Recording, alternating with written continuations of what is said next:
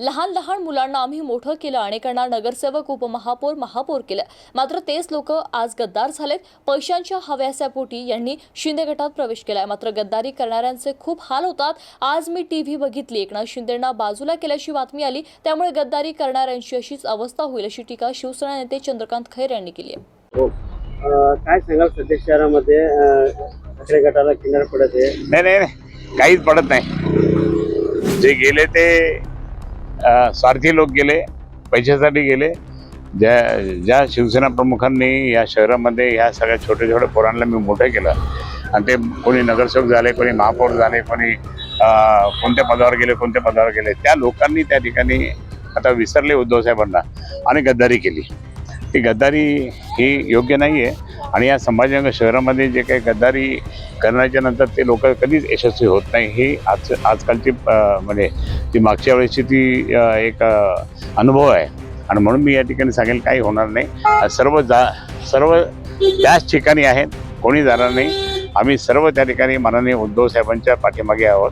उद्धव साहेबांना एकदम जबरदस्त सपोर्ट आहे आणि म्हणून मी या ठिकाणी जे गेले असतील त्यांचे पुढे काय हाल होतील तुमच्याच टी व्हीमध्ये मी पाहिलेलं. आज सकाळी सुद्धा सन्माननीय शिंदे साहेबांना बाजूला केलं, बरं का, शिंदे साहेबांना बाजूला केलं आणि बाजूला करून त्या ठिकाणी त्यांचं म्हणजे आज मंत्रिमंडळाच्या याच्यामध्ये सुद्धा गडबडच होती. त्याचप्रमाणे बाकीच्या तुम्हाला सांगतो की तिथे अनेक ठिकाणी पालकमंत्र्यांचं भांडणं चालू आहे. त्याने आम्ही काही जात नाही आणि रात्रीतून पळून गेले. मी लगेच तयारी केली. जे गेले त्यांच्या जागी त्या ठिकाणी उमेदवार सुद्धा मला मिळाले.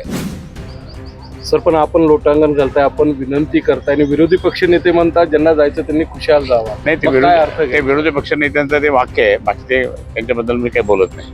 ते मोठे नेते ते आता झालेले म्हणून मी काय बोलत नाही. ठाकरे यांना भेटायला गेले, कसं बघताय याकडे? नाही, मुख्यमंत्री त्यांनी हे सांगितलं की आम्ही मित्र आहोत आणि आम्ही असं आता ते सगळं हे राजकारण कसं माहिती आहे का, मुंबई महापालिका जिंकण्यासाठी एखाद्या वेळेस असं त्यांना वाटलं असेल की राजसाहेब आणि उद्धवसाहेब एकत्र येतील का काय, म्हणून ते आत्तापासून त्यांनी त्या ठिकाणी सांगितलं की राजसाहेबांना आपल्याकडे घ्या आणि बाकी उद्धवसाहेबांना वेगळेच राहू द्या. असं सगळा तो डाव त्यांचा आहे. मुख्यमंत्री हे खूप हुशार आहेत, बुद्धिवान आहेत आणि ते एक गेम खेळत असतात.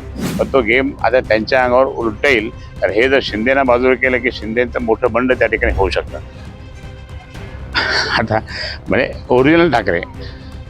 ओरिजिनल ठाकरेंशिवाय पर्यायच नाही तुम्हाला सांगतो. आणि त्यांना ते आता मी म्हणणार नाही ते, कारण तो उद्धवसाहेबांचा अधिकार आहे, मी काय बोलणार नाही. परंतु ते ह्या ठाकरेंकडे नेते त्या ठाकरेंकडे या ठाकरे जातात.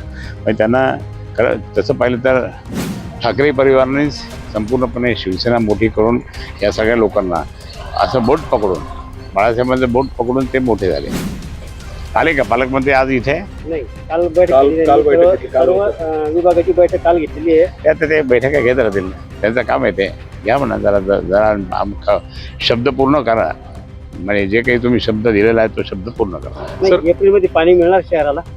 एप्रिलमध्ये अजून त्या ठिकाणी काय झालं, टेक्निकल त्या ठिकाणी बरेच अडचणी यायला लागल्यात आणि जर एप्रिलमध्ये पाणी मिळालं तर आम्हाला आनंद आहे. पण मी तर माझ्या मागच्या वेळेसच मी जर 2 वर्षापूर्वी पाणी दिलं असतं, पण याच लोकांनी दिलं नाही, भाजपच्या लोकांनी, MIM वाल्यांनी.